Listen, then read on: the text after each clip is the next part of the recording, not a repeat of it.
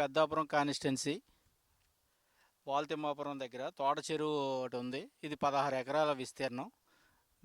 ఇది వరకు దగ్గరగా 150 ఎకరం 100 ఎకరం వరకు సాగుబడి చేసేవారు రైతులు. దాన్ని రాను రాను అది మూసుకుపోవడం వల్ల 25 ఎకరాలు 30 ఎకరాలే సాగుబడి అవుతుంది. దీన్ని తవ్వడం వల్ల మరలా కానీ తవ్వి నీరు వచ్చి ఉంటే 100 ఎకరం వరకు సాగుబడి చేయొచ్చు అంటున్నారు. ఇక్కడ మన దగ్గర విష్ణు గారు అని రైతు ఉన్నాడు. ఆయన చేత మాట్లాడుతున్నాం. జడ్జివారు పెట్టినండి. ఇక్కడ తోటచెరువు దగ్గర ఉంటుందండి మా చేను. అది పక్కన మా చేనేనండి.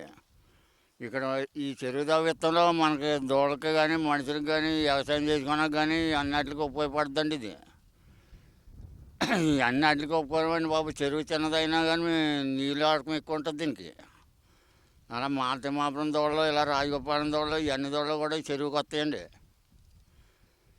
ఈ రైతులకి కూడా ఈ రైతులు చేయలేక ఓపిక లేక అలా పోతున్నారండి. ఎకరం 2 ఎకరాలు 5 వంతాలు ఉన్న రైతులండి ఇక్కడ ఉన్నవాళ్ళు. 4-5 ఎకరాలు ఉన్నవాడు అది బోరు కొట్టుకుని ఏదో వ్యవసాయం చేసుకుంటున్నాడండి. రైతు పర్లేదు. గుంతులు 2 గుంతలు ఉన్న రైతులు ఉంటున్నారండి ఇక్కడ. వాళ్ళు ఏం చేయడానికి దారి పడతలేదండి ఇక్కడ. తవ్విత్తడం వల్ల అన్నిటికీ ఉపయోగపడుతుందండి. ఇప్పుడు రైతులకే కాదు, దూడకే కాదు, అందరికీ. మాల్తిమ్మాపురం దూడలు, ఈ రాజగోపాలం దూడలు ఇవన్నీ ఇక్కడికి ఈ చెరువుకే వస్తాయండి. ఇప్పుడు ఏమో ఏం కనపడతలేదండి. ఇందులో నీళ్ళు కట్టలేవు, గెదగెదలు ఆడేస్తున్నాయి దూడలు.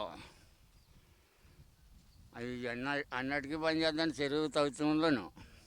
గవర్నమెంట్ ఎవరైనా తవ్వుకుని చేస్తే మరి బెత్తెట్టిన వాళ్ళు అవుతారండి రైతులకి.